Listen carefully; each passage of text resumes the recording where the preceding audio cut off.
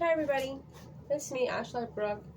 For those of you guys who don't know, I'm autistic, and I have two autistic kids. And I was about to go to bed right now, and I had just like every night I go on my Facebook and I check and I read the the autistic adult support group post to see if anyone on there is, going through something, and if there's any way I can, my fellow autistic, person.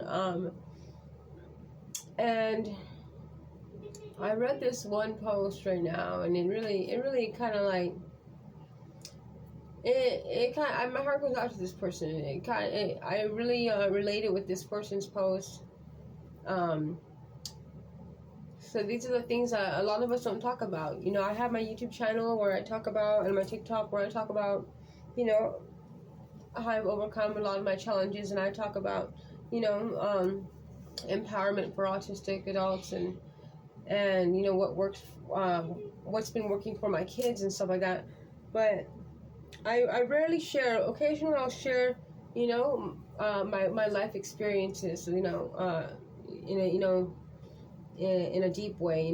I do it occasionally, only when someone like says something that kind of like, makes me, I just like remember what I went through.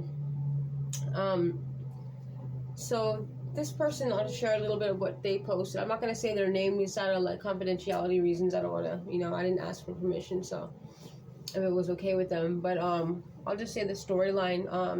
I did tell them that I was making them a video, so if you're watching this, I just wanted to let you know that you're not alone. You're not the only one going through this.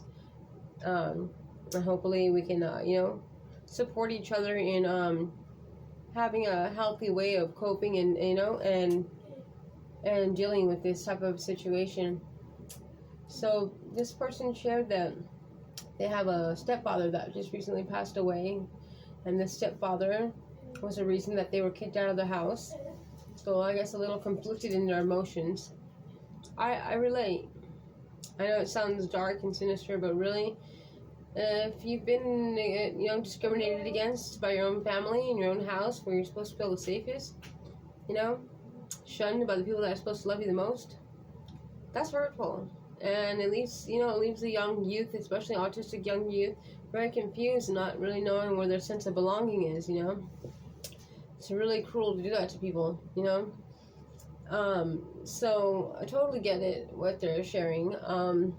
Then they shared that they have a mother, and she's a psychologist, and she's always trying to call her child bipolar instead of acknowledging the diagnosis that the person actually has, which is autism. I could already get the whole vibe of that, of his poor child's, or young adult's, upbringing. I went through a similar situation. So just so that you don't feel alone, I'm going to share a little bit of some deep, past of mine. So my family, they picked on me. They, made fun of the fact that I was different. They never labeled it like, oh, she's autistic and that's why she's different. No, they called me crazy, mental, said I was a weirdo, called me the R word. They called me everything but who I was, It made me feel really like I wasn't seen. Like they didn't know me, they didn't acknowledge me. I was in a house with a bunch of siblings and parents that felt like they were like, I should be careful in that house, and physically even, it got so bad that, they would ask me to do everything for them. Like that was their way of like engaging me, was to like give me a task. Even my brother's friends would call me Cinderella, because because I didn't speak much, they would just be like, do this, do this, do this, do this. And because I was trying to like meet their expectations, I would just do whatever anyone asked me to do in the house. So I was kind of like a little slave. It was messed up. And they never showed any appreciation. And it got to the point where one of my brothers tried to sexually assault me, tried to molest me. I fought back. I ran away. I told my mom what had happened, and she said I was crazy. And she told the family, because I didn't want to go back home. She told the family that I was making it up, that I was lying, and she's crazy. That's what she was going with. Can't believe anything she's saying. Like, she's weird. That's what she did. That was really messed up. That's where I should have been protected the most. But no, it was more convenient to call me crazy than to deal with with the damn rapist in the house. You know what I'm saying? So, it really, when I read that person's post, I was like, oh my God, I've been through this. I've been called crazy and this and that, and they labeled me so many things growing up in my house because I was so honest, and I would just I would just call them out on all their bullshit. So that's just the way that my brain works. I would just be very honest. I would just be like, state the obvious, which a lot of people would like be more quiet. But I struggled speaking for most of my life, and when I started talking, I was just trying to get the words out, trying to understand how to communicate with others. And they just decided to call me crazy, and then I've been around like them, and they've been around my kids, and then I had my mom tell me one time, like, she don't know any better though. I honestly don't hold any grudge against my family. My mom passed away too from COVID, but I mean, facts are facts, so I'm just putting it out there. My mom told me before, and don't let your son play with other kids like him, because he's never going to talk, and he's not going to. And I was like, what the heck did you just say? It's like, knowing that I was nonverbal,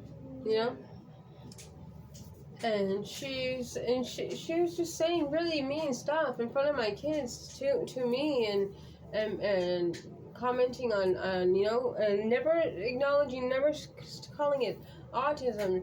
It's like, that's why you're so weird. That type of language, It's very mean and hurtful, and when you have your own kids on top of that, and then they're no longer just doing it to you, now they're affecting your children. Oh, that's unfortunately, if you're watching this right now, I want you to add me on Facebook. We can keep in contact. We can be. I no longer have anyone in my life, but like, I can definitely be your support if you need it.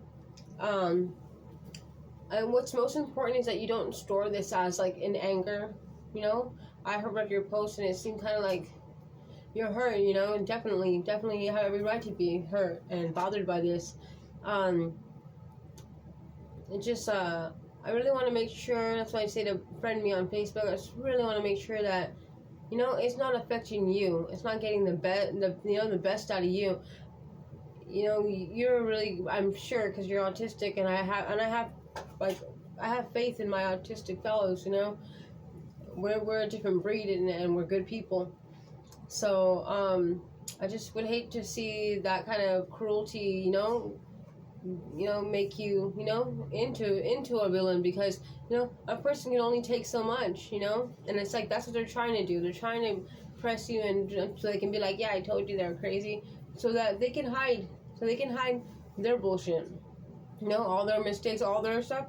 It's easier just to make you look crazy, so that nobody else will believe you what you're saying about them. They don't want to step into the light, is what it is. And I know that my family did the same thing to me. But you know what? All you can do is pray for them. Pray for them, and know healthy boundaries. Get away from them. Look up resources if you're unfortunately tied to them for funding or for housing or something. There's other resources. I can help you out with that too. Just tell me what state you're in.